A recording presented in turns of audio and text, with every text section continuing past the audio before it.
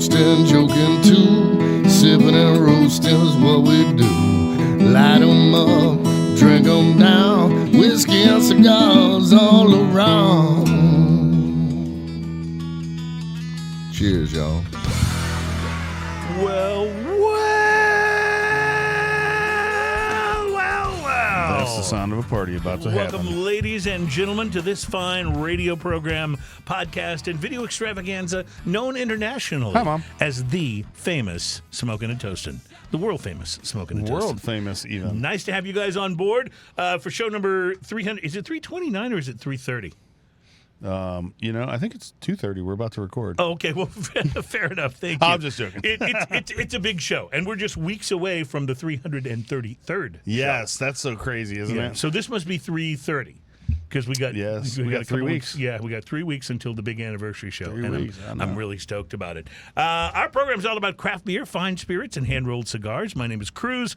My co-host, Mr. Ian Barry. Welcome, sir. That guy's crazy. We got Terry Michaels on the wheels of steel, and Adam is our producer in the cloud. And we are thrilled to be coming to you this week to talk about, on today's show, how craft beer has changed and the best whiskeys under $50. So if Best you're a whiskeys cheapskate, under $50. if you're a cheapskate like me, you're going to love this show. I am in the throes right now. Yeah, see? In the throes. I like to put that in the throes right now of putting together a show of the best bottom shelf whiskey. Now that's going to be fun, and so in order to do this, though, this is what I was thinking, because you and I were talking about this off mic a week or two ago, and I thought in order for us to do a bottom shelf whiskey blind taste test, it means you and I are going to have to buy a lot of whiskeys that we might not really be all that interested in finishing once the show is over. That's true, but so in my case, I have a brew club, and I will just drop that stuff off there, and it will at some point. Those guys will drink it. Okay, it will at some enough. point get drank. I may give you a few things to take over. So I mean, like we're going to have like 10 or 12 bottles. It's going to cost us like almost $100. Yeah. Well, I'm looking forward to money well spent, as they say. We want to start the show today with, as we do from time to time, a mystery beverage. And I actually poured this before the show, so I hope it's not. Beverage. I hope it's not too warm. It feels chilled. It's as long as I've been sitting by a block of ice. There are a couple bubbles in it, even. Yes, it is. It is something that is somewhat bubbly. It smells fruity. It does smell fruity. A little. It smells like peach. Yeah, it's very peachy. All right, so sight unseen. Sight unseen. Here we go. Okay, taking a little taste. So I'm assuming you already know what this is because we don't know. I do because I poured it. So what do you think? It's like a It tastes like a box of white wine that sat out for an extra day. That's not necessarily a positive review. It's drinkable. Yeah, right. But it literally tastes like cheap white wine to me, like that's been sitting out too long. I like the flavor, but I don't like the aftertaste. It has that Zima aftertaste to me. It does not have the Zima bubbles, or we wouldn't be able to drink it or talk afterwards because we'd be burping. For sure. It does have a few bubbles, but not as much. So give me a minute now. I have no idea what this could possibly be because it's mostly flat, and it tastes kind of winey, like in a peach wine kind of way. What do we have here? High Noon Sun Sips, vodka and soda. Yep. Peach. Yep. So this is a canned cocktail. Made with real juice. Mm-hmm. That reminds me when I was a kid. We used to drink High C at my house. My mom would buy those cans of High C back when they came in a big can, and we would drink it, for instead of Kool-Aid or whatever. And I always remember very proudly, they advertised on the side of the can, contains 10% real fruit juice. I'm like, you're proud of that? 10%? Really? So a couple things about this. Yeah. Mm-hmm. I don't think the flavor overall is all that bad. Like, it does literally taste like cheap wine left over. Cheap peach wine. Cheap peach wine left over. It says High Noon Sun Sips, made with real vodka, real fruit juice, and sparkling water. The easy drinking, always socializing. Great tasting, sun toasting, blue sky celebrating, memory making, awesomeness in a can. Wow, they're really yeah, they're working it. They were like, okay, guys, we need words. We need some more words. Hey, do you have any words? Awesomeness, I like it. Blue Good. sky making. Blue sky. Loud noises. It says, get out and enjoy. Here's the thing. This does not have that artificial sweetener aftertaste. See, I get a little bit of that. That you get in. It's not as bad as seltzers. In the hard seltzers, those are bad.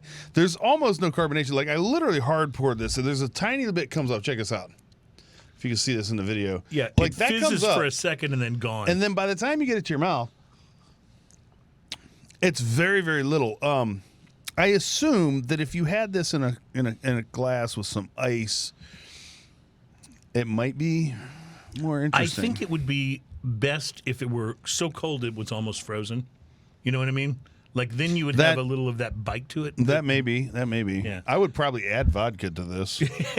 You know, vodka and soda. Hold on. You got a not vodka drink here? Not that hard to make. You got a vodka and soda drink here that's coming in at 4.5%. I would definitely add vodka. Oh, to yeah, this. for sure. Come on, give me at least like a 14% like a wine, right? But vodka soda, I mean, that is one of the easiest drinks in the world to make. And if you wanted to... Yeah, but this is vodka peach soda. There's another level. You wanted to squeeze a little peach juice in there? That'd probably be all right. Anyway, I don't understand the canned cocktail movement. I can't figure it out. I mean, I would only understand, like, you're going to the beach, you got a cooler. Not everybody wants beer. You grab a few of those so that there'll be something to take, because you're not going to be... My wife drinks a couple of them, but she's very selective about the ones she has. Yeah, but other than that, like, if you're just, like, hanging out at home, why not just pour yourself a vodka soda? Yeah, agreed. That's a drink I can actually make. And it's going to be better. It's going to be substantially better. It's going to taste better. It's going to be more than 4%. Or if you're like me and you want a good mixed drink, why don't you just pour a whiskey and put an ice in it? Yeah, and that's how you mix your whiskey drinks. Yeah.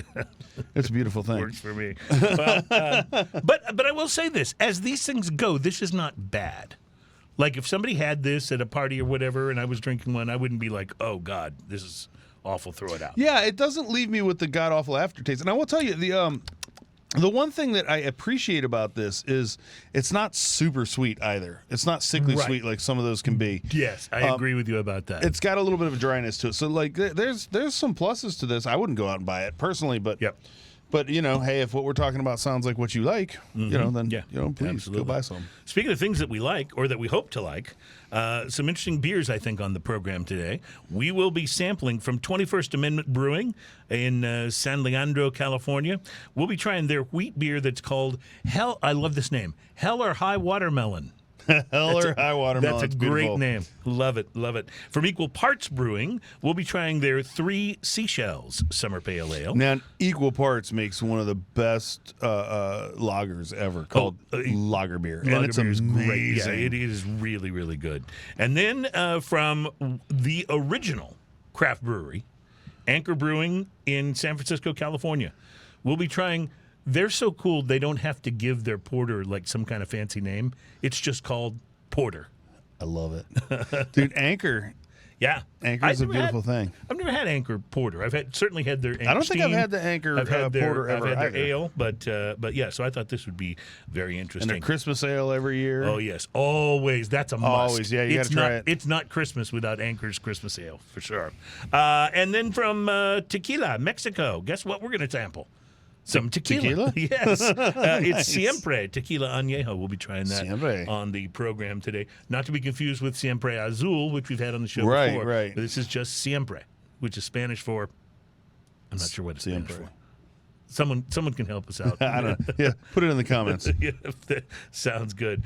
We will be telling you about some cigars to watch for, some interesting things coming out. We'll be giving you the rundown, as I said, on best whiskeys under $50 and how craft beer has changed in the last decade. Very interesting changes. So all of that coming up, plus the most popular segment on Smoking and Toasting is the moment that we pause for a little drinking news, and our drinking news teaser headline for today: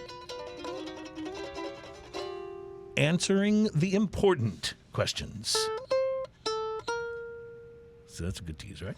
Yep. We'll get to the important question. So speaking of, I heard that. What's the word? What do they call it? The ...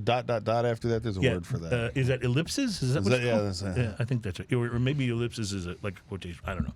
In any case, we will be looking forward to drinking news. And speaking of things that are important, I was wondering if you'd had an opportunity to smoke anything interesting this you week. should ask. I'm good like that. As I was going through the humidor at Casa, right around the corner from where we record the show, I was kicking around. I saw some cigars. I saw a little of this, a little of that. But after 333 episodes, that's a lot of cigars that we smoked. You're not kidding. And there's always more faces, and cigars come in and out. So there's always limited runs and things like that. So speaking of limited runs or limited editions, the Avo Uvezian Improv comes in once a year, comes out about this time of year. Now, the one that I picked up, though, is the 2021 edition. So it's apparently been there a while, so I just never saw it. Cool. So I picked up the 2021 limited edition Improvisation. Avo Uvezian was a jazz pianist. Great piano player. Yeah, fantastic piano player. So all of the Avo cigars have some sort of musical reference to them, right? So this is the Improvisation. Double Corona comes in at 7.5 inches by 50 ring gauge. So that's a pretty good sized cigar. Ecuadorian wrapper, Dominican binder, Dominican filler. The appearance on this, it's a very friendly light brown, veiny, oily, smooth leather to the touch, firm and slightly lumpy underneath that smooth leathery thing. It has two bands on it, the Avo band and then the 2021 band. The pre-light sniff on this, light barnyard, sweet coffee, earth, fresh hay, hints of dark fruit, all going on. Pre-light draw, I used a clip. It had a medium draw to it. Sweet, creamy coffee, cocoa powder, and leather and hay is what I got off of that. The initial light had it was basically a Nicaraguan earth bomb. Oh, earth bomb. The earthy... That volcanic Nicaraguan earthy kind of ness that it has. But this doesn't have Nicaraguan tobacco, does it? This has like Dominican binder and filler, you were saying. I'm just going with what I tasted. I hear you. So that Nicaraguan earth bomb, nutty and sweet, hay and white pepper. Retrohale's campfire and pepper, tangy leather on the lips leaves you with that flavor. The nutty and sweet earth and coffee, tangy leather and white pepper, playful notes of mocha, dark fruit, wood, and a kiss of salt and sourdough. Retrohale is nutty and woody, solid ash, perfect burn. Nice. Second third of this, woody and earthy, slightly sour and salty, sweet and nutty, sourdough bread and delicate fruity pastry happening going on there. Nice. Underlying white pepper and chocolate. Retrohale is nutty and woody with a touch of spices, solid ash, perfect burn. The last third of this, wood and sweetness ramp up and add interest to an already complex bouquet of flavors. Oaky and bitter notes keep everything in balance. The retrohale is saltine cracker and oak with white pepper, solid ash, perfect burn. Nice. So PVQ on this one. This one comes in at $16. That's an expensive cigar. It's a big cigar, though, too. Yeah. I was not disappointed with how much it smoked. I give it a solid 5. This is complex. It's wonderful. It's delicious. At $16, it smoked like a $16 cigar. The burn was razor tight the entire time. And totally worth it. Try it. Treat yourself. If you're new to the show, our price to quality index is a 1 to 10 scale. But if a cigar, if we give it a rating of a 5, like Ian just did for this one, it means that it was worth what he paid for it. Yes. So if he'd given it a 6, it'd been like saying, I wouldn't have even been upset if I'd had to pay a little more. That's it was right. so good. And if it got less than a 5, then maybe it didn't quite match up to its price tag. So a 5, particularly for a $16 cigar. That's pretty awesome. That's a good rating. All right, I'll tell you about what I smoked this week when we come back. And also we'll be getting into, speaking of cigars to watch for, because there's some great ones coming. It's Smoking and Toasting, and we'll be right back.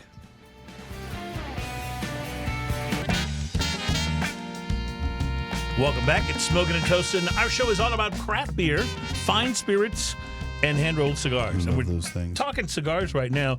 Ian, you had a very interesting cigar this week, I thought. I had one that I've never had before, and I don't really know a lot about this particular cigar. It was the Crux, that's C-R-U-X, Crux. Guild. That's the line inside of Crux, and this was the Toro shape. I don't know a lot about the Crux line of cigars. I saw this one in the humidor at Specs in Midtown Houston, and my first thought was, I haven't reviewed that on the show.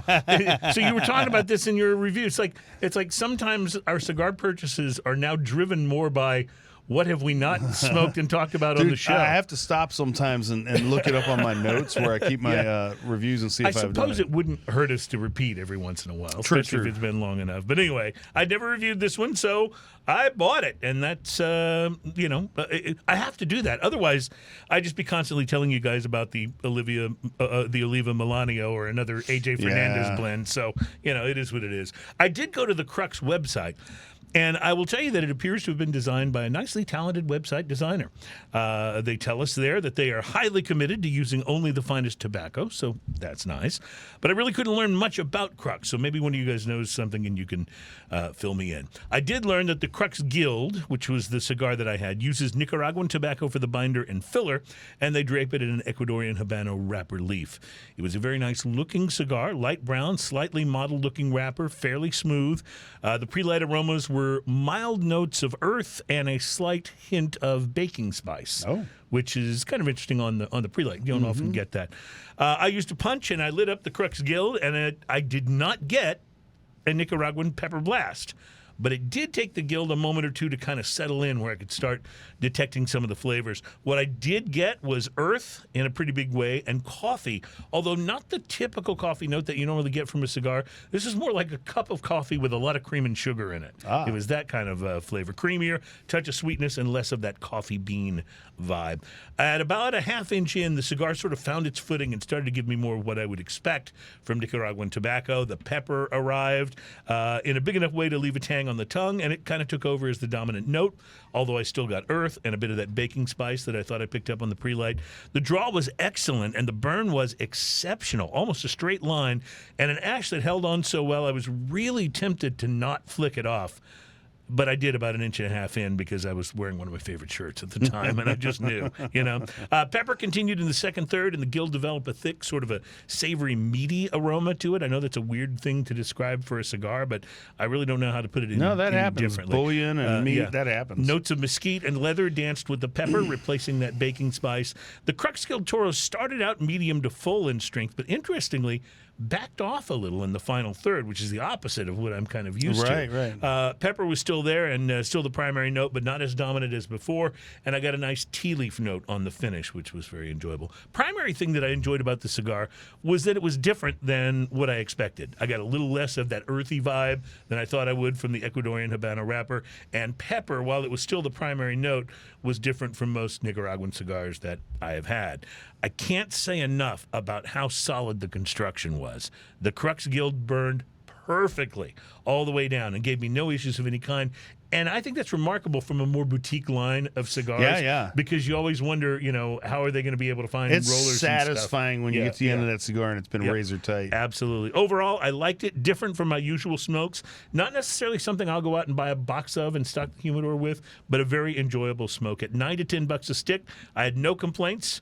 I wasn't necessarily blown away, but I had no real complaints. So recommend it for something different. Price to quality, right out of 5 for me for this one. So it was worth it. Like I said, different and not maybe my favorite actual blend of flavors, but very enjoyable, particularly because it was so easy to smoke. Couple of 5s today on cigar experiences in different price ranges. Yeah, too. Absolutely. And you know what? Whenever we're talking, price to quality, I always think it's pretty remarkable to get a 5. You know what I mean? Because it always feels like things are a little bit overpriced these days. Man, everything's going up. I know. It really is true. All right. Everything's going up except our salaries, but we're still here, and we'll be back in a few moments to start talking to you about how craft beer has changed. It's Smoking and Toasting. We'll be right back.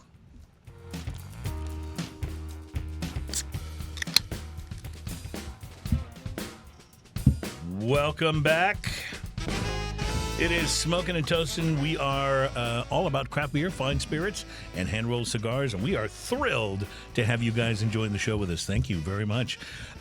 So there's something really interesting happening in beer right now, Ian. Corporate brewing, big beer, is beginning to send craft back where it belongs. Now, this is not we had a we sure did. a thing about this was there was in Oregon maybe someone bought back their brewery from AB InBev. That's exactly right. That happened, and it was. Yes, I can't remember the name of the brewery. It was Appalachian Mountain Brewing. That's it. Yeah, I had it in the story here.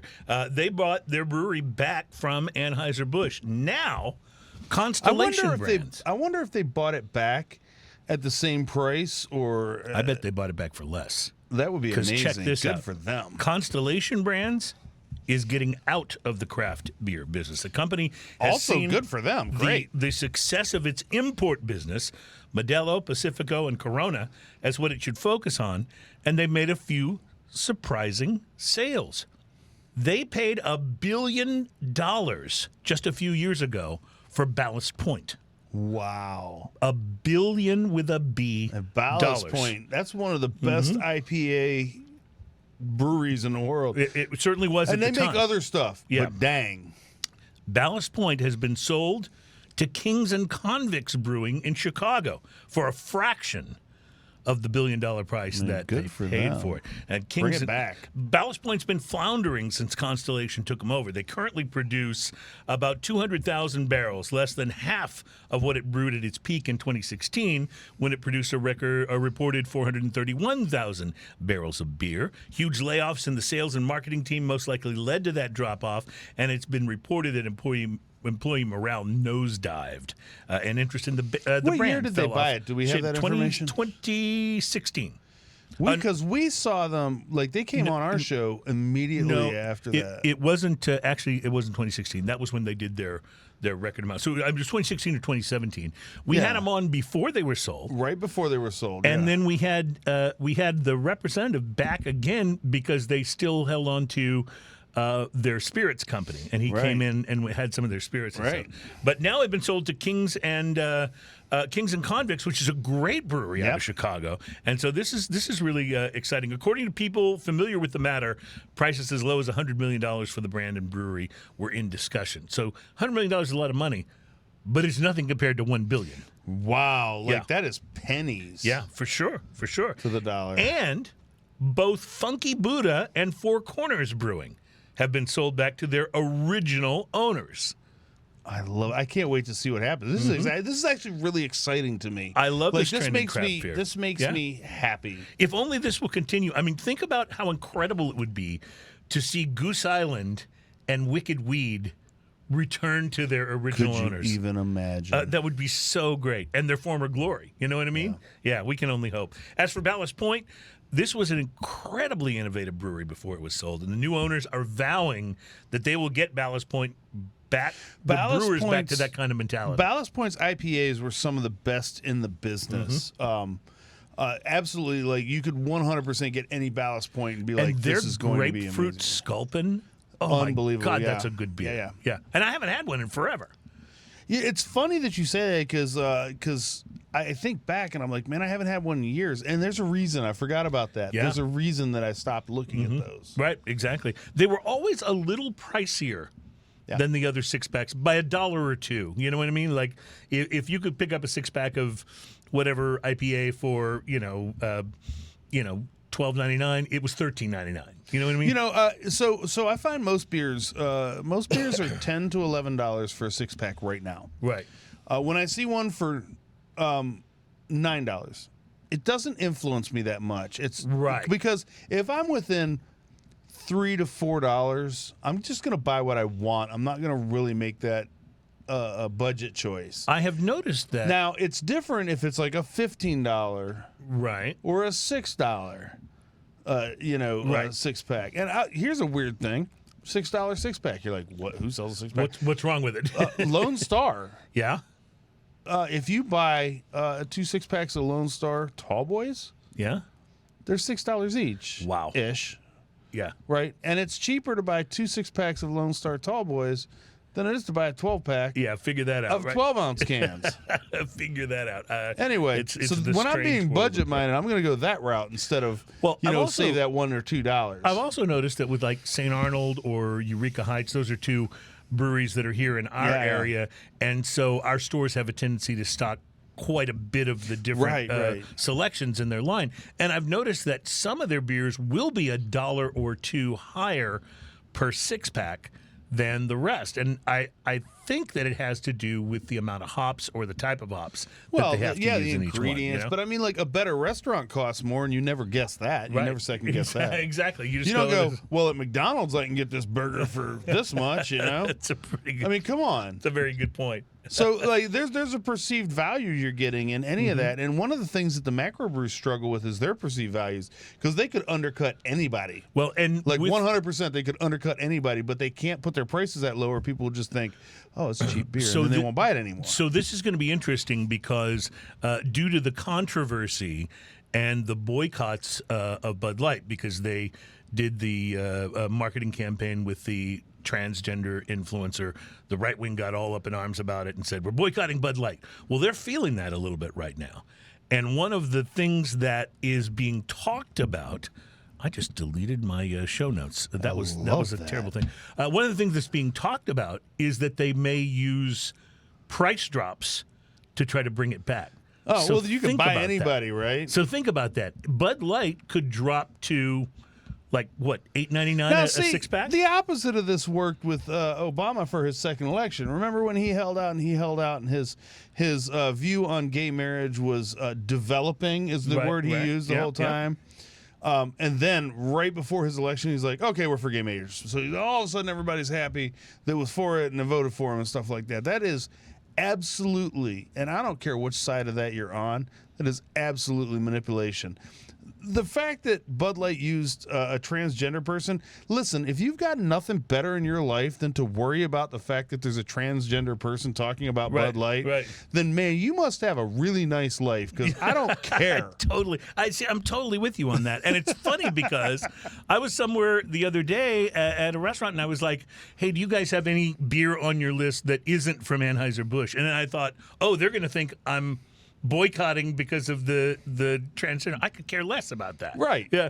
But so I decided to say, do you have any IPAs that aren't macro brew? Macro brew. Yeah, exactly. Yeah. But anyway, it's that was what I wanted to get to talk about. But the reality is, if Bud Light goes into the price game, I think that will further damage their brand. It's going to further damage it, because once Bud Light becomes, so if they put on a series of sales and then bring it back up later, that's probably what they're going to have to do, because the only thing about lowering your price is, once you lower your price, then you have this perceived value of, oh, well, that's $5 a 6-pack. So, okay, I'll buy it there. But then when it goes up to $7, back to where it is now for macro brews, you might be like, for $2 more, I can get ... Right. ellipsis, exactly. whatever we call it. I'm just absolutely beside myself that I inadvertently deleted my show notes. Do I need to pull mine up? Can you send them back to me? Can you forward them to me? That's unbelievable. I'm sitting here just floundering because all my notes are gone. Why is that so funny to me? I don't know. But in any case, while you're doing that, let me tell you a little bit about some cigars that you might want to watch for. And you actually texted me about this one. Yes. Over the Did weekend. You already have? I didn't know you sent a "I'm on it" thing, but I didn't know if it was. I had actually you already had it. I had actually just gotten that doing the show notes, and what we're talking about, that we're both very excited about, is EP Carrillo Cigars is poised to launch a new limited edition line honoring the creation of the United States. Do you know what I love about EPC cigars? What? Every freaking thing. They don't make a bad cigar. They're so good. Their new one is Ernesto, going to be called, I love you, baby, the EP Carrillo Pledge of Allegiance 2023, and it combines the names of two of the company's highly rated cigars, Pledge and Allegiance. Yes. And it harkens back to the day when a young Ernesto Perez Carrillo arrived in the United States from San Cristobal, Cuba. He was only 7 years old when he got on that Pan Am flight from Cuba to Miami. It was 1959. Before his 8th birthday, he flew alone, dressed in a suit and a hat and a tie, and came to the States with the American dream. They want to highlight that whole idea and patriotism with the Pledge of Allegiance cigar. That is a beautiful thing. You remember when you go on a flight and you would get dressed up for it? Like it was an event? Oh, it was a thing. Big time. That was back when you actually had a little bit of room in the seat on your on your flight. Yeah. You actually had you could wiggle your toes, Yeah. You could like sit next to somebody without like, So my mom, bless her heart, she's getting a little old, and she goes, I think I don't want to fly anymore. I'm always sitting next to some hairy guy with some big hairy arms. It takes up too much room. I was like, Mom, you're always flying next to me. Right. That's exactly right. The cigars, by the way, are going to be box pressed. They're going to be heavy in their use of American tobaccos. The wrapper will be Connecticut broadleaf. The binder will be Connecticut seed Ecuadorian. And the filler will be a mix of tobaccos from the United States, Nicaragua, and the Dominican Republic. So look for them middle of June. They'll be Ernesto can do no wrong in my eyes. He's so good. Like all absolutely. the cigars, man. I love the Inch is still one of my favorites, man. Go to. And that Pledge cigar. Oh man, if this one's anywhere near as good as that, Allegiance, it's going to be incredible. Yeah. All right, time for a little Hell or High Watermelon. Hell or High Watermelon From 21st Amendment Brewery, and these guys are pretty innovative, I think, as brewers go. But you got to love the title, even if whether you like the beer or not, you got to love the title. So this has a couple things about it that I immediately would not buy this beer for. Mm-hmm. One is I'm not the biggest fan of wheat beer. It's not that I don't really like it. It's just not my favorite style. I'm with you on that. There are some exceptions. There are a few exceptions that are so good. Like there's like the Live Oak Hefeweizen. If you're ever in the Austin area or anywhere in Texas, you can get a Live Oak Hefeweizen. It is unbelievable. And the other side of it is watermelon. Watermelon flavored things. Now I like watermelon. Yes, me too. But watermelon flavored things I don't generally like. The Jolly Rancher candies. Can't stand them. So like Jolly Rancher, if you're gonna have a Jolly Rancher, you got to have the sour apple. Like that's the flavor. Anyway, enough of that. But this right here, Hell or High Watermelon, is oddly drinkable. Yep. It's carbonated perfectly. By the way, pretty refreshing, actually. It's got the exact amount of carbonation that it should have. It's pretty amazing. It's got the Statue of Liberty sitting and chilling on the Golden Gate Bridge. The Golden Gate Bridge, yeah. Just sitting and chilling, like eating a piece of watermelon. These guys are from San Leandro, California. Yeah, and I have to say I really like this. I think it's refreshing. I think it's fantastic. It's interesting. It's almost like a cross between if you had a really good it's almost like a cross between a seltzer and a beer, like in flavor profile. That's interesting to say that. Because it's pretty, like, they say high watermelon. It's pretty high watermelon in flavor. Like big time. Kind of like a seltzer would be. But it finishes with kind of this nice, slightly bitter beer and a little malty kind of, and it's a little bitter, almost like an ESB kind of malty bitter on the end. Which makes it actually incredibly interesting. And even though, like, judging from this book from its cover is probably not something I'd buy, it's pretty darn good. I bought it because of the name. I have to admit. Yeah, the name was what got me. Awesome. I was like, I just got to try that. Well, the artwork's fantastic. I love the Statue of Liberty just chilling and eating a watermelon there. It's fantastic.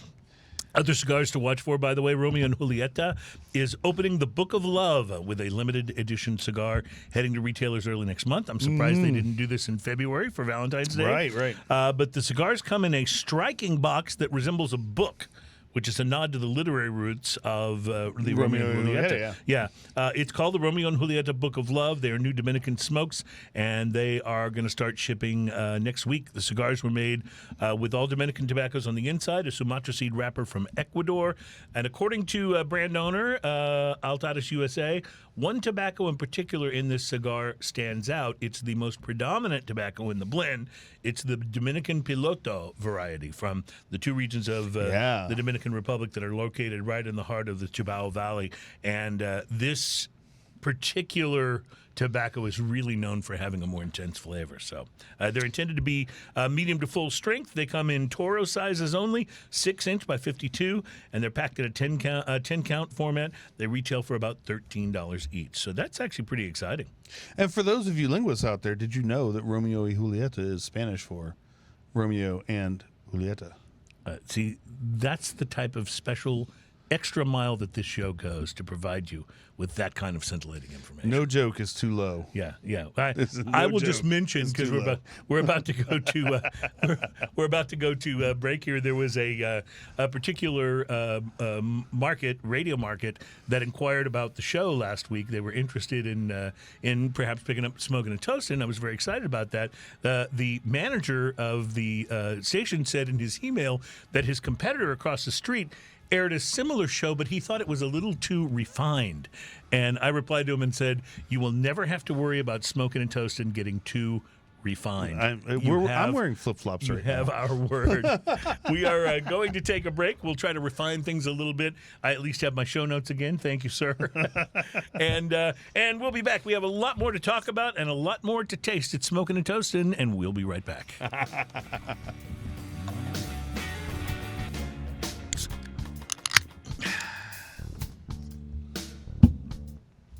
That was a big thump. Welcome back. It is Smoking and Toasting. We are the program that's all about craft beer, fine spirits, and hand-rolled cigars. Those things are delicious. While Ian is pouring our next beer, which is from one of our favorite local breweries, Equal Just Parts. so you can hear it. See, I love that sound. Isn't that beautiful? I love that sound. There have been a lot of changes in craft beer over the last 10 years. And a very interesting article on minsjournal.com chronicles what they say are the top 10 changes in craft brewing over the last 10 years. And I want to run a couple of these by you. But first of all, let's do some tasting. You want here. to try it first? Love Equal Parts, and this is their Three Seashells Summer Pale Ale. These guys are not far from where we live. It smells really good. Like, this smells like beer. Smells in like the summer? best way. You know when you walk into a brewery and you got that... You have that little wheat and barley smell? Yeah, I know exactly what you're This talking about. smells super much like that. It's really, really nice. Which beers don't always smell like. They always end up with a different thing. But this... Wow. Not at all what I was expecting. I was expecting Oh my much God. more. It tastes exactly like it smells. I was expecting much more hoppiness, but instead it tastes just like it smells. No, it's interesting. It's malty up front, and then it's a little bitter. Almost doesn't strike me as a pale ale. It almost strikes me more like a lager. And then it's it's just a in flavor. Yeah, and then it's a little bitter, and then it finishes with almost a citrusy kind of note. Mm-hmm. Like, wow, how crazy cool is this beer? It is very crushable in its vibe. I'm going to check and see if it says what the... I'm going to buy this. This is on my side of town, by the way. This is 6.3%. I know. I love it. And it does not drink that way at all. It drinks more like a 4% to me. It just goes right down. I'm going to buy smooth. this, and I can imagine, even though it's got that bitter and citrus on the very end of it, I think it would go well with like the lighter, like a Cameroon or a Connecticut. It's a style summer cigar. pale ale. It reminds me when I lived in Massachusetts. My favorite brewery at that time there was Harpoon. Still love Harpoon beers to this day, but Harpoon would always release a summer ale, and this reminds me a little bit of that. I suppose theirs was a pale ale, but I never thought of it that way. Listen, you know? my 100% go-to, like beer in a can right now for summer, for like if you want to do a crushable beer in a can, like float down a river beer, aside from the barley wines that I usually drink, the Scout from True Anomaly. From True Anomaly, yeah, is amazing. It is amazing. That's their Mexican lager, and it's their Mexican so lager. good. It's so good. This is right up there with it, right there. I'm going to tell you right now, this is fantastic. Well, so glad you like it. So I want to get. We've got 10 things on this in this article about the biggest changes in craft brewing over the last 10 years, and I want to get into the first one because we've only got another couple of moments in the segment, and I know this one's going to take us a while.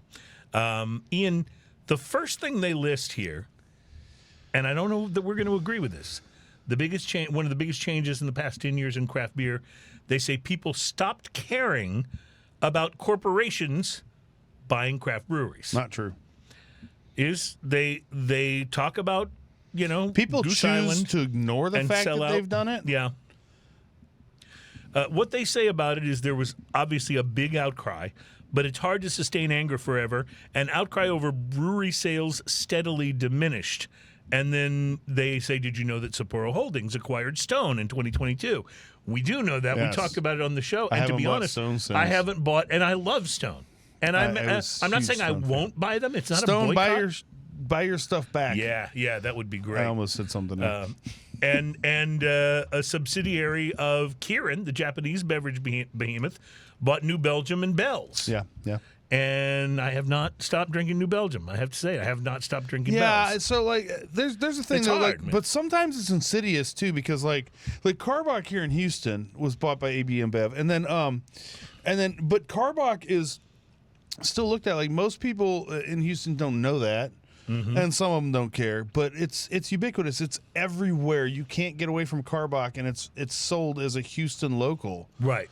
But with absolutely no like, hey, this is actually owned by AB InBev. It's sold as a Houston local over and over and over again. I am sure that Karbach sales are up from before they were bought by Anheuser-Busch. They're not getting bought back. And the reason is because they are sold everywhere Bud Light is sold. Yeah. It's like there's so many restaurants. People will buy Love Street. And I'll be honest, I'll buy Love Street instead of Bud Light. Love Street's a good beer. I'll drink a But Love they've Street. changed it. It's not as good as it once was. I will tell you this, though. I complain at restaurants when they don't also offer something besides macro brew and Karbach. To me, that's just the beverage manager at the restaurant being lazy. Yeah, and I also get a little insulted when the only capitulation to a decent beer is Sam Adams, which is a good beer. Yes. But, like, literally that's your only capitulation to, like, everything off of the Silver Star truck or whatever it is? There's been 3 places I've been in the last couple of weeks that I just had to thank God that they had Shiner Bock. Yeah. You know, at least there was something I could feel good about drinking. All right, we're going to take a break. We will be right back. We've got more to come, including a little tequila tasting coming up. You are listening to Smokin' and Toastin', and we'll be right back.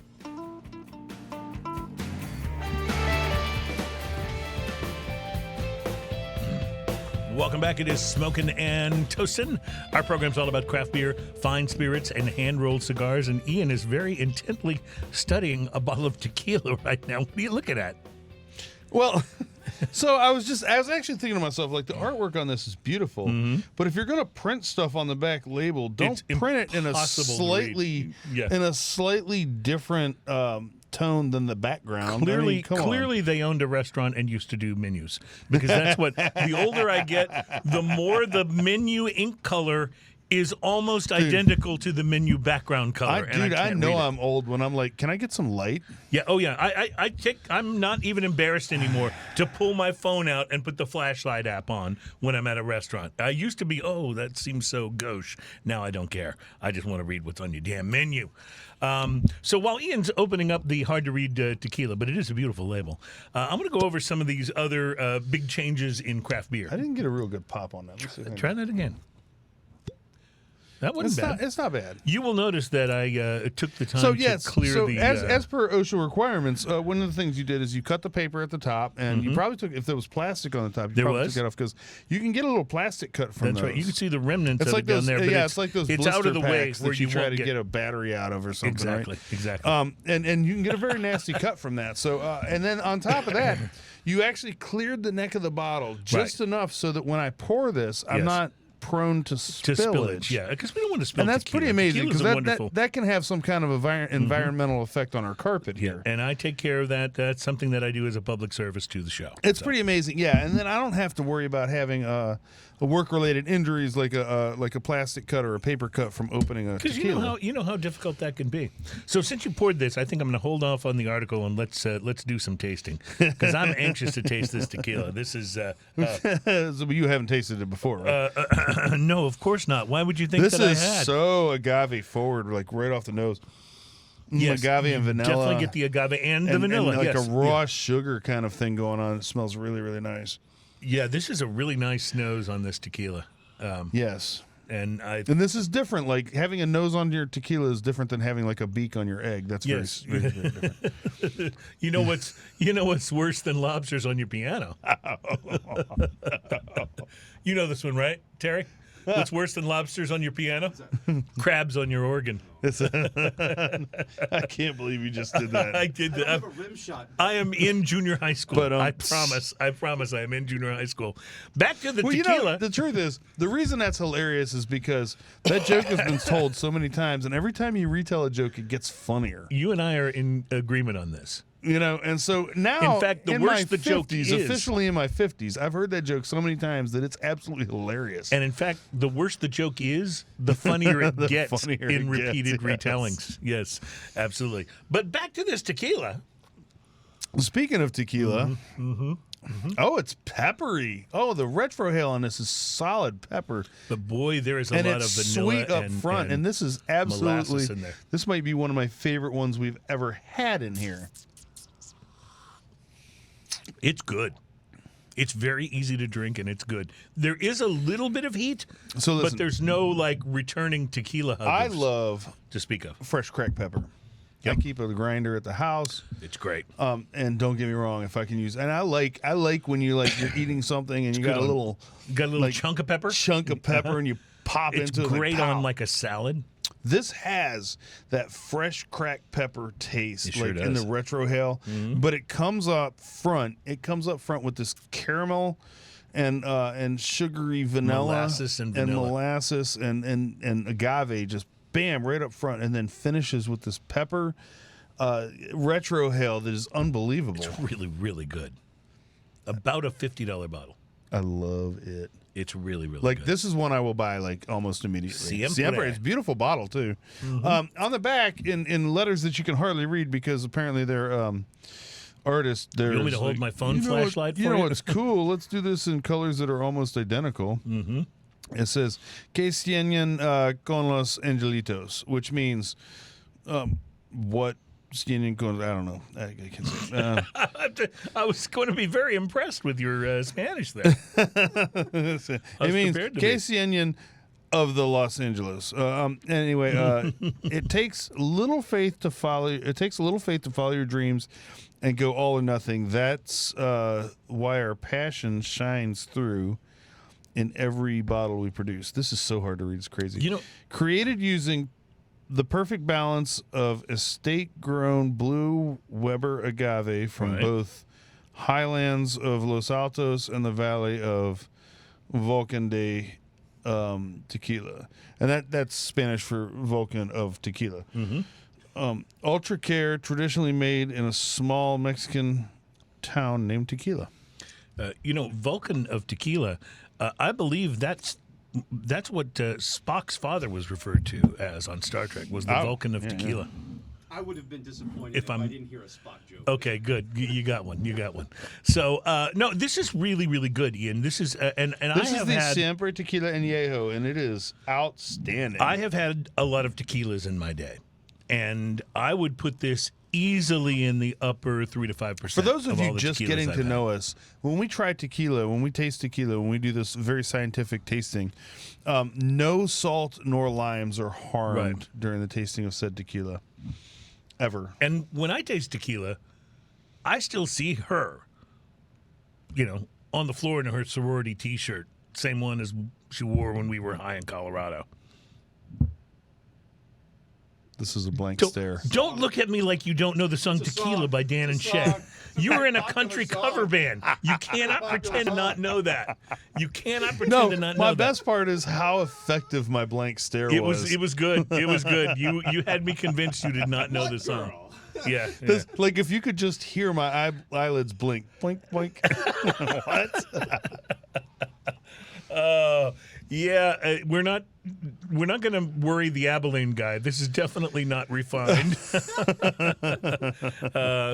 Mr. General Manager in Abilene, welcome to Smoking and Toasting. We're so glad to have you. Thrilled to be on board. Yes, thank you. According to this article from MinchJournal.com about the changes in craft beer in the past 10 years, you and I had an issue with the first one, which is that people don't care anymore about corporations buying craft breweries. Yeah, I I think mean, they still do. I Maybe s- not as much as they used Not to. as much because it's become so ubiquitous, but I get where you're going with it.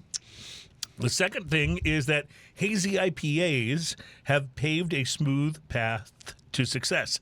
And what they basically are talking about is that the first trend in IPAs was the clear and bitter West Coast IPA, breweries cranking up the bitterness.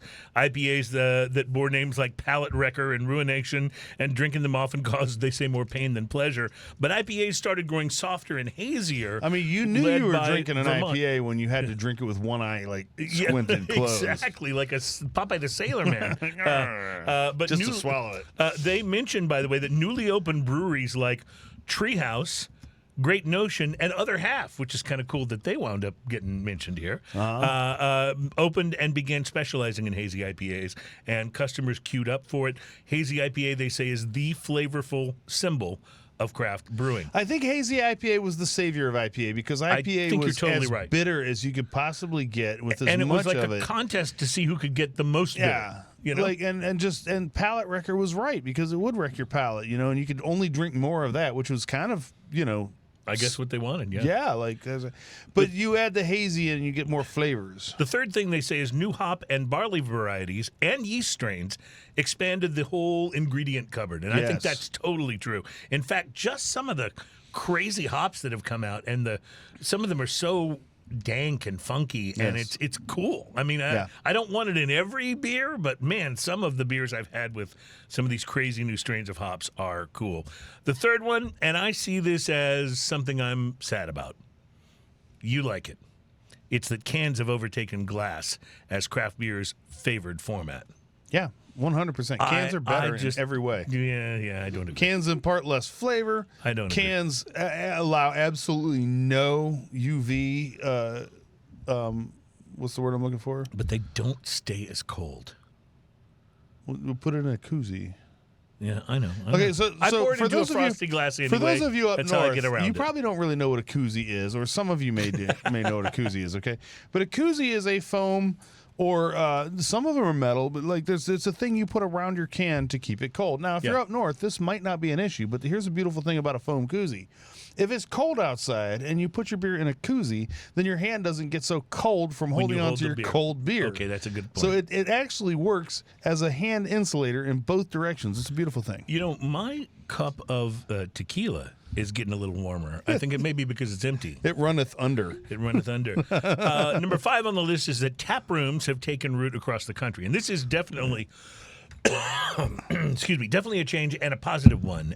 I think it's been one of the best developments in craft brewing in the last 10 years. Listen, is man. The development of tap rooms. I've listened to oldsters, old guys, old people, previous generations talk about when they were kids and they could just go down to the local and drink the local beers and things like that. And we're talking about really old guys when I was a kid because that hadn't happened in a while. I love that this is a thing now. You I can do go too. down to your I local totally do. brewery and have beers. And I love that there are breweries that are designed just to be that. And when that's I'm okay. visiting another town, the first thing I want to know is where do the locals go for beer? Where can I go for local beer? Absolutely. 100%. Absolutely. Another thing that's on this list is that Belgian beers have essentially fallen off a cliff.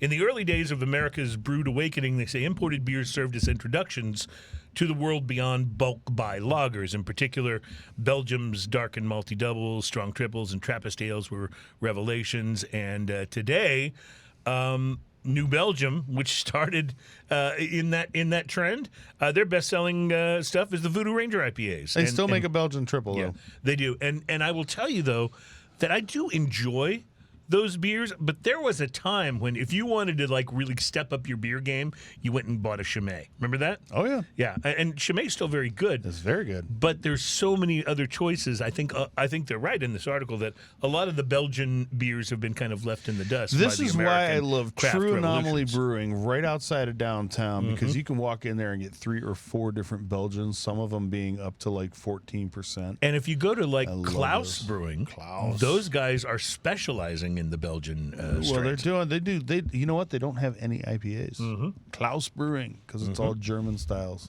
German styles are not IPAs. Interest in wild ales goes mild is the next point. They say most beers are fermented with yeast strains that impart specific aromas and flavors. That's why your favorite beers always taste the same.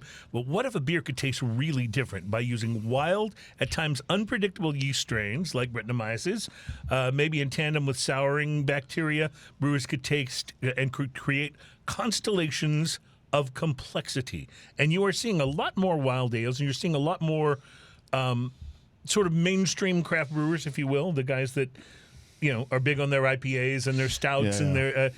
You're seeing them develop a wild ale and put it out. There's more and more of that happening all the time, and I guess we need to start doing more wild ales here. Wild ales are fun. I feel like sour and wild beers kind of had a resurgence, and now it's damped down a little bit to where everyone makes a bit of sour, and some. Like, if you look around you, you're going to have some places that specialize kind of in that sour. Like, we have a few places around here specialize in juicy IPAs or sour or fruity beers, things like that's nice. Yeah, and the last one I'll mention in this segment, non-alcoholic beers go from nothing to something. I think we're going to have to do a non-alcoholic beer blind taste test. We have to. I think it's something we're gonna do bottom shelf whiskey blind taste test and non-alcoholic beer. I'm not necessarily looking we can't forward. do those like one back-to-back weeks. In between, we need to do we need to have like barley wine blind taste test please. or something. Yeah. All right, we're gonna take a break. We'll be right back. We're smoking and toasting and drinking news is still on the way, and we're still gonna tell you about. Some interesting things that are about to happen in a distillery near you. It's Smoking and Toasting.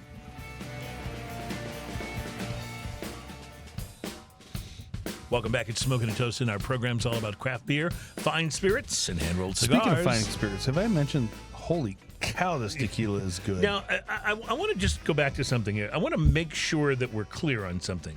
You do know the song Tequila by Dan and Shay, correct? I don't know. You're not. Oh, What are you talking about? we all know that tequila song. Yeah, I can do the Pee Wee dance. I can do it. Okay, we're drinking tequila, but we're going to talk for a moment about whiskey. In fact, you and I have been teasing, and we may do this on. We're trying to decide now if this is going to be next week's show, and I think it may be. We're going to do a bottom shelf we can do whiskey blind taste test. We're going to try to do this for next week. If not, we'll do it soon. But we're trying to line it up for next week. Just means we have to go buy a lot of cheap whiskeys. So here's an I know idea. it's going to cost us like almost like $100 or something. Let me give you some whiskeys. By the way, the $100 is the new 20. You It realize totally that, right? is, and I hate this. But yes, it totally is. Going to give you, though, a list of the best whiskeys under $50 in 2023, and this list comes from Yahoo Finance because there is a thing apparently called Yahoo Finance. Wait, how many whiskeys now? Who knew? It's 21. All right, let's do it. All right, so here, let's burn through this list. Number 21, Bankers Club Blended Scotch Whiskey. Have you Don't had know it? It's distilled by Laird's Distillery in Scotland, which claims to be one of the oldest whiskey makers in the country. Number 20, Old Crow Bourbon. Have you had Old Crow? Old Crow solid. Yeah, it's American whiskey brand. That's a originating real from deal. Kentucky. It's not the original recipe, but that's a real deal, man. Number 19, Ancient Age 90. Ancient Age. We you had like- that on the show one We time. did, we and did. we And it- decided as cheap as it is, it ain't bad. It ain't bad. No, especially at its price point. It's not Yeah. bad at all. Cooper's Craft Bourbon. Haven't had it. Brand of whiskey distilled by Brown Forman, and it's number 18 on the list. W.L. Weller Antique is number 17. Oh, yeah. Number 16 is Fighting Cock Kentucky Straight Bourbon Whiskey. Isn't it funny that I Fighting don't know Cock that I've ever tried Fighting Cock. has straight in the title because I can't say it with a straight face. Fighting Cock Kentucky Straight Bourbon Whiskey. They put it at number 16 on their list. At 15 is My Fighting Cock always goes towards the left. How is it hanging? J.W. Dant Bottled in Bond Bourbon is number 15 on the list. It's another straight I Kentucky don't know that bourbon one. produced by Heaven Hill. Noted. Okay. We're going to have to look for that. I got because a bottle of Heaven Hill bottled in bond at the house. It's so it's good. really good, yeah. Wild Turkey 81 Proof is number 14 on the Ain't list. nothing wrong with wild turkey. None of the wild turkey. What did you just mention you had at your house? A Heaven Hill bottled in bond. Yeah, that's Heaven Hill 6-year bottled in bond is number 13 on the list. Yeah, so they got you covered. I've been At hitting number that one. 12, and this is so good, we often go for the single barrel or one of the slightly more expensive, but just plain old Four Roses Yellow Label Nothing at number wrong with 12. that. Not a thing wrong with it, absolutely. Old Forester 86 Proof is number 11 on the list. Nothing wrong. I'm a big fan of Old Forester. You know that. Benchmark number 8 is 10th on the list. Don't know Benchmark. It's I've distilled seen by the it. I don't- Sazerac Company. I don't remember it. off the Aged top for a of my head. minimum of 3 years. I don't remember trying it. Let me put it that way. Rebel Kentucky Straight Bourbon at number 9. Don't know. Wild Turkey 101 at number 8. One of my favorites. Jim Beam Black Extra Aged at number 7. Yes, I've had it. It's good. Very Old Barton 100 at number 6. Don't think I've had it. That is their number 6 whiskey. And then they refer me to another article for the rest of this, so I have to wait for this Dang to load. it. I hate it when they do that. I know. And then you have to, like, close You all have to, these like, ads. And sign up. it's That's like the new worst. modern pop-ups. Remember pop-ups? Oh, when yeah, you the open up a worst. page? The worst. And now, you know what it is? Everybody wants you to download their freaking app. Yeah. Yeah, keep your app. I don't want it. Unless it gets me, lets me skip the line at Chick-fil-A, then I'm all about it. There's that. Number 5, Buffalo Trace Straight Bourbon Whiskey. Number 5 on the On my list. shelf at all times. And that's a really, really good one, too. It's a really, really good one. Now they're throwing me an ad with every page. Number 4, Evan Williams, 1783 Small Batch. Nothing wrong with Evan Williams. So you're a fan? Mm-hmm. Number 3, Old Overholt Bonded Rye. I have had it. I don't remember it being amazing, but I have had it. Number 2, I may have to try Old it. Granddad Bottled in Bond. 100%. And their number 1, Ezra Brooks Bourbon. Also good, yes. All right. I would So take there the you old have whole Granddad list. over the Ezra Brooks personally. Yeah. But I think we're think just I'd- getting into semantics there. I think I'd take the Heaven Hill Bottled and Bond over all of them. We'll be right back with Drinking News, my friends. It's Smoking and Toasting.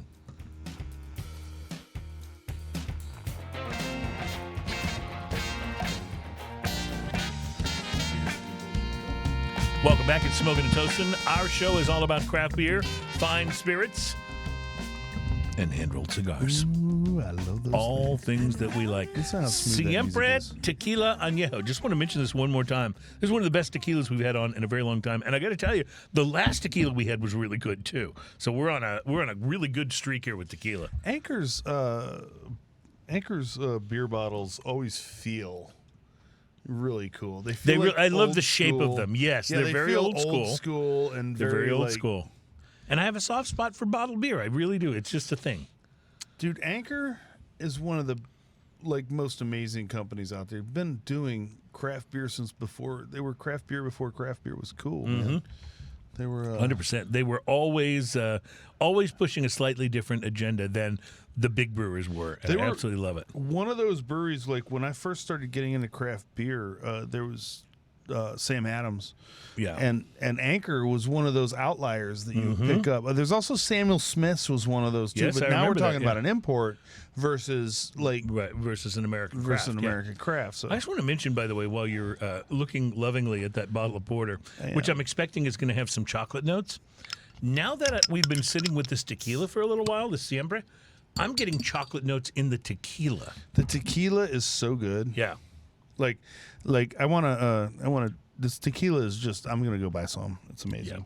So you're going to be buying some of the beer we had and some of the tequila we had on today's show. Man, that second beer, that equal parts. I love it. What was it called? Seashell. It was 3 Seashells, I Three believe. Seashells. is So the name of it. good. I'm looking at the can now. 3 Seashells from Equal Parts Brewing. Love that. So good. Love that. So while you are pouring the porter, get it pouring the porter. That was a little Pouring the porter. That's a little alliteration. little Nice. alliteration for you. Yeah. A little alliteration. well, I will mention- alliterated the alliteration. That was nice. That's always nice of you to do. We will be getting to drinking news shortly, and our drinking news teaser headline, as you may have remembered, was answering. You picked that up quick. That was good. Answering the important questions. We may be probing the meaning of life today in drinking news. Yeah, yeah. Answering questions like why and how come. And what for? And You know, who's that? What didn't you have an uncle that was always going to tell you what's for? What for? Yeah, I'll tell you what for.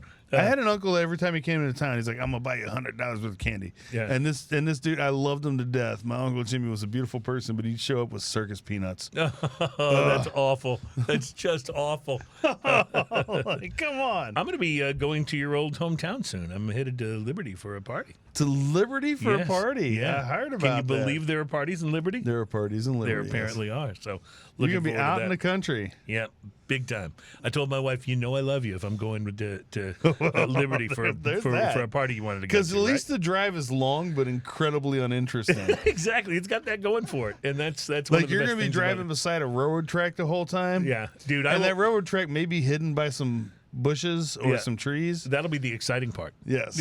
Well, I'll have the top down. I will be smoking. And then a when you cigar get to for that Liberty, drive. the train's going to come by, and you're just going to be stuck at that intersection because there's no underpasses.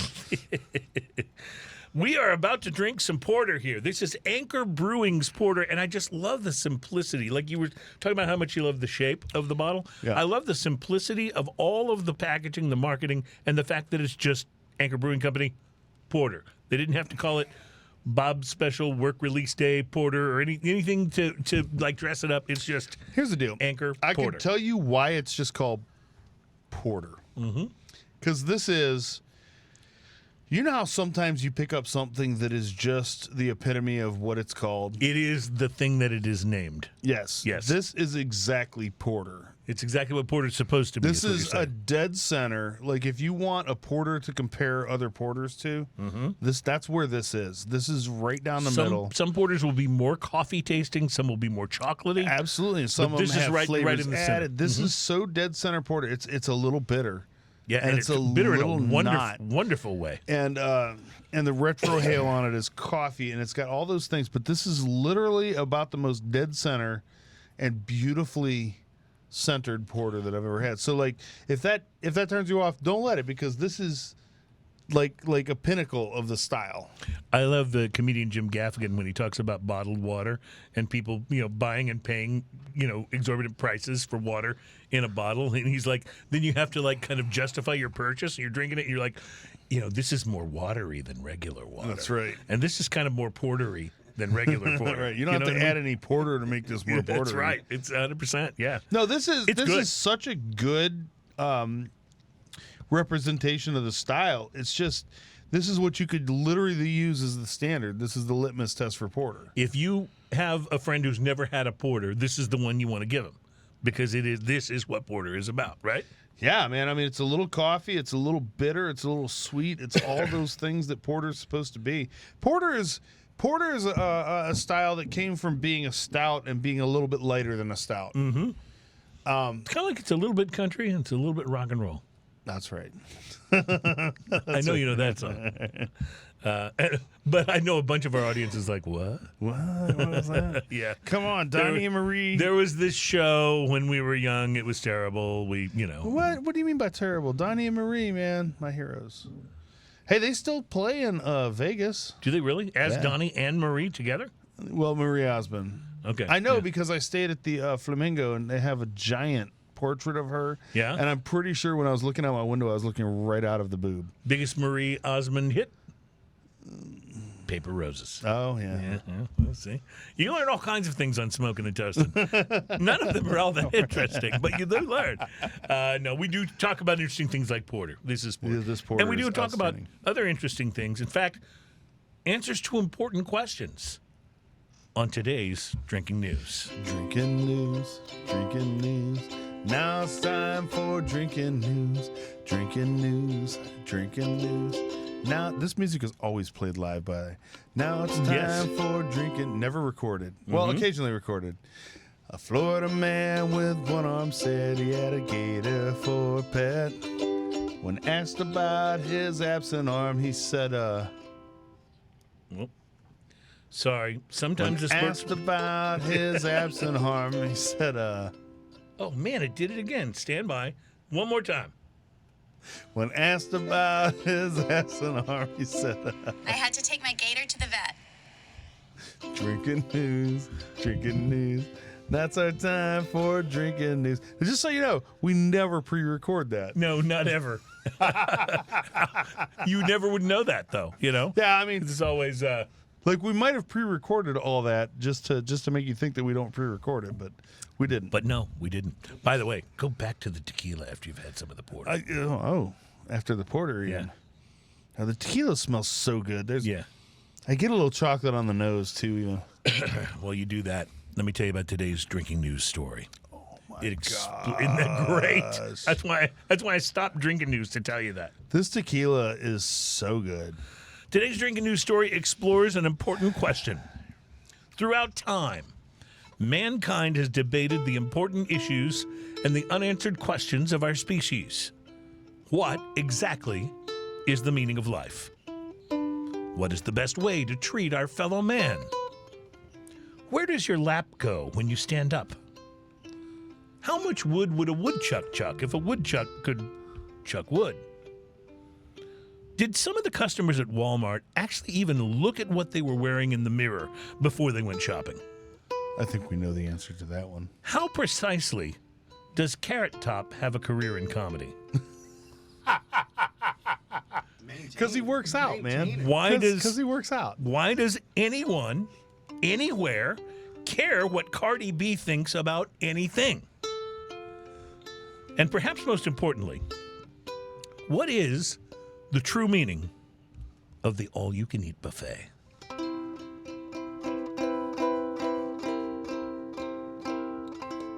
That is the question being asked by a Florida man. A Florida man who took to TikTok after a trip to the endless buffet at the Golden Florida Corral. man and TikTok combined. Yeah, right. Seems like a recipe for disaster. It could be. Well, our Florida man took to TikTok after a trip to the endless buffet at the Golden Corral in Orlando. Golden Corral, so classy. At MoMotion. That's his Twitter handle. At MoMotion. At MoMotion. Florida man. At MoMotion is apparently a food influencer on TikTok. Oh. And using his Florida-powered taste buds. He apparently posted a video which has now been viewed over 1 million times, showing him I'm eating my words, right? scarfing down several plates of food at the Golden Corral, including burgers, shrimp, pizza, and macaroni and cheese. Including burgers, that's plural. Yeah, right. Pizza, shrimp, and what? And macaroni and cheese. And macaroni and cheese, okay. MoMotion was at MoMotion, I'm sorry. I don't want to forget the at sign. At MoMotion was apparently in Orlando for a qualifiers competition for the 2023 Nathan's Famous 4th of July International Hot Dog Eating Contest. Wow. Because, of course he was. Florida man. Because Florida. In any event, our Florida man caused a commotion at the Golden Corral when an argument broke out between a male and female employee of the restaurant. The male was apparently insisting that Florida man could not be allowed to eat anymore, despite the buffet being marketed as endless, while the woman argued that it was perfectly fine for him to continue his assault on the available food type items. The male employee... Hey, man, sometimes you eat the bear. sometimes the bear eat you.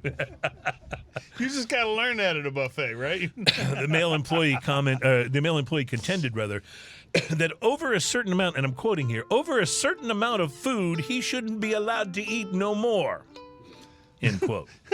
That's the best Florida accent I've ever heard. And one commenter to the video pointed out that they'd actually seen customers come into a Golden Corral for lunch and then stay all afternoon before treating themselves to dinner. Many commenters also mentioned that despite their negative experiences at Golden Corral. When you're going to stay at Golden Corral for lunch and dinner, wow, you got nothing to do. Mm-hmm. Get a hobby, people. Many commenters also mentioned that despite their negative experiences at Golden Corral, or the reputation that they think it has, that the food actually looked pretty appetizing in At MoMotion's video. You're making Golden Corral look good, and they should be grateful, one said. They need loyal customers like you for reals. Faux reels. Here at Drinking News, we believe in truth in advertising. If you're marketing your place as having an endless buffet, then it should, in fact, be endless. Endless, yeah.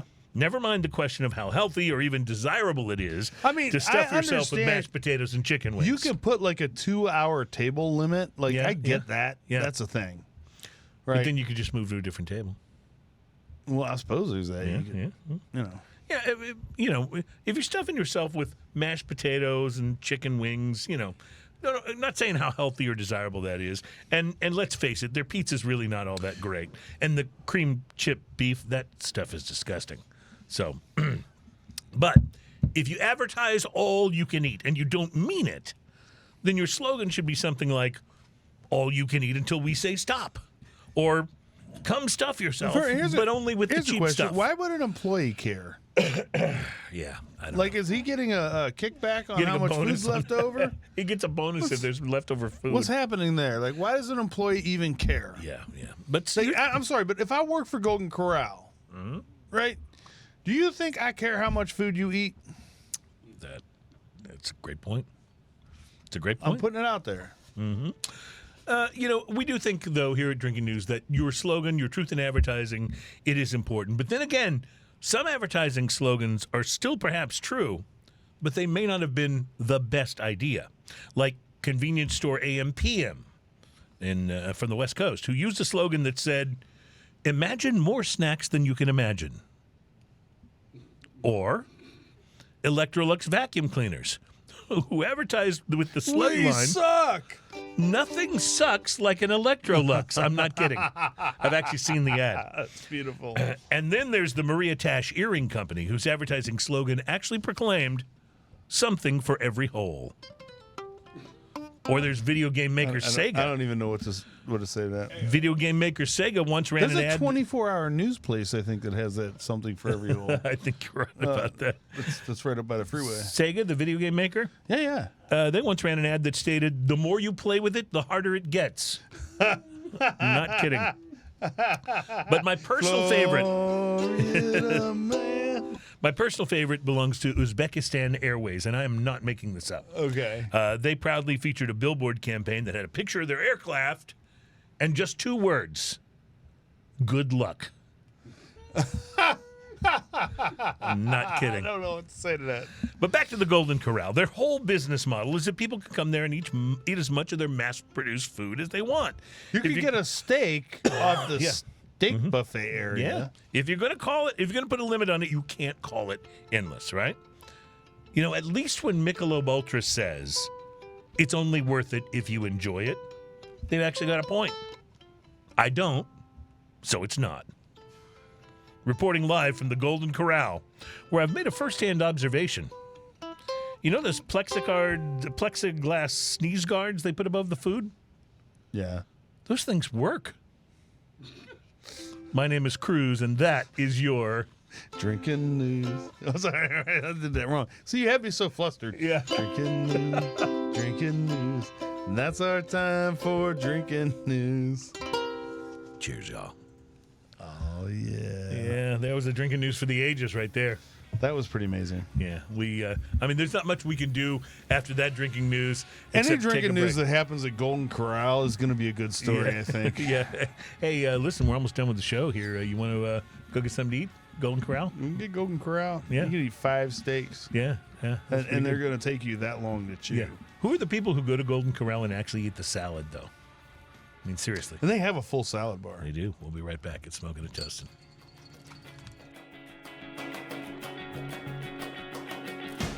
And one of the best shows, Such a one of the beast. best King's X shows I've ever seen. They are still, and he's like almost 70, you know? And he is just rocking it. When I moved into Houston, Not an ounce of fat on his body. the either. band that I was playing in had a rehearsal room directly across the hall from King's X Oh, rehearsal. wow. I bet that was cool. And I used to hear them practicing all the time, and I always loved King's X. Such a good band. King's X is one of those bands that's like the musician's band. Like Right. when you show Totally. up to a King's X show, there are probably more musicians in the audience than there are You're totally right. non-musicians. You're totally right about that. And Totally right they're about that. so good. They're so good. Speaking of so good, this tequila gets better and better the more you drink it. And when you go back and forth between this Anchor Porter goes and the oddly well with the tequila, porter. oh my goodness, It adds works almost great. a coconutty flavor It to does, the porter. a coconutty, chocolatey flavor to the whole thing. It's really, really wonderful. I'm for it. We would like to say congratulations to our good friends at No Label Brewing in Katy, Texas. Love those guys. They make great beers. We've been out there. We've actually done the show from Earlier No in the Label show, I before. mentioned that one of the best Hefeweizens out there was the Live Oak Hefeweizen. Mm-hmm. The other one is No Label. It's called El Jefe. It's unbelievable. Well, No Label, just the brewing company, just landed 11 Crushy Marketing Awards. The Crushy is a craft beer marketing award, and No Label landed 11 of them. Holy cow. One of them was for their they actually released a limited edition malt liquor, And they did the. I'm going to show you in the picture here, but you can look this up. It's from an article in the Houston Chronicle. But they did the old the old Katie 800. Old Katie 800 looks just like old E. Yeah, That's it's amazing. just like Old English. Yeah, it really. But they've always been incredibly creative with their can labels. Now, I don't know if you remember. Remember when we did our what's it called? Blind taste test. Our blind taste test. Yeah. Or our taste test for the malt liquors, right? Mm-hmm. I don't know if you remember, but when I brought out the Old English, I actually have an Old English, and it's for a 40-ounce bottle of koozie. I think that I Old put English mine was in. where I waved the white flag, wasn't it? Yes. I think that was the one. We're like, okay, I that give was the up. one that took me over the edge. They're not so good. Yeah, they're really not. But that's amazing. They reproduced yeah. the Old English label. They won a Golden Crushy Award for things like the best can design on an 8 to 15 ounce can for the Mind Your Own Business Sour IPA. Yes. They won best can design on 18 to a Global Crushy for the Cali Boy West Coast IPA. That Cali Boy You've seen label that? is so Yeah, fun. It's yes. so cool. And they also got best tap tasting room experience / creative brewery mural or installation for their rail line label wall by artist Chris Hernandez. Yes. So all the way down that wall, right along the railroad tracks, there is done up. Yep. And they got a Global Crushy for best brand identity / unique logo design for their Year 12 logo. Nice. And so these guys are great. If you have not, if you are shopping somewhere that has their beers Any of the displayed, no-label stuff, you can yeah. stand and check out their beer can labels for a long time. For a company called No Label, they have some of the best labels They I've have ever some of the seen. best labels there yeah, are. Yeah, they really are. They're very, very cool. And the artwork, when you see people on the labels, those are actually people, not necessarily people that work there, but people that they know from their tap room and everything else. yeah, very cool. They had a IPA called Kev's Mom, right? Yes. Kevin's mom. And it was and it had a picture of Kevin's mom, some dude that hangs out there. Exactly. It's very cool. brilliant. I love those guys. I love their beer, but mostly I love the current owners. They're not the people who started the brewery. They bought it.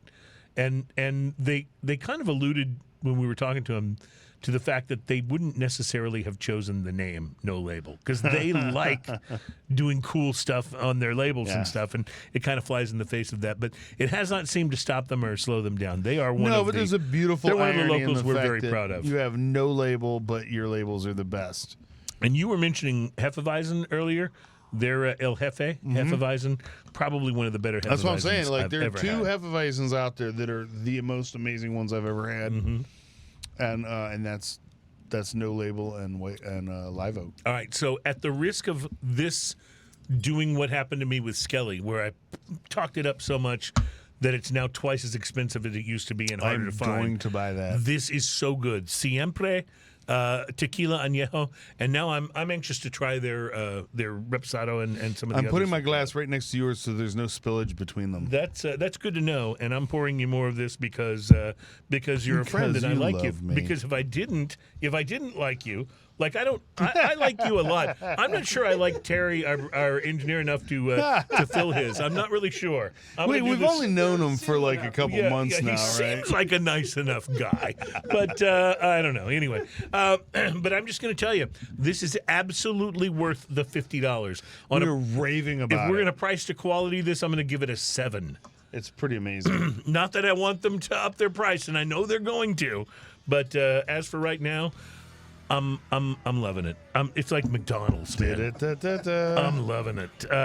It has been a fun show today. Thank you very much. We're going to try our best to bring you the Bottom Shelf Whiskey blind taste test next week. Man, if it doesn't happen next week, it will happen a week soon after. All right, and have a wonderful week, everybody. Terry, thanks very much. Great show. Ian, my friend, and all of you out there, thank you for checking out Smokin'. And Toasted. I was trying to get to the end of the show before I had to do that. It did not work. Hey, man. Cheers, y'all. Cheers, y'all. Listen what anybody else says. Such a stubborn one.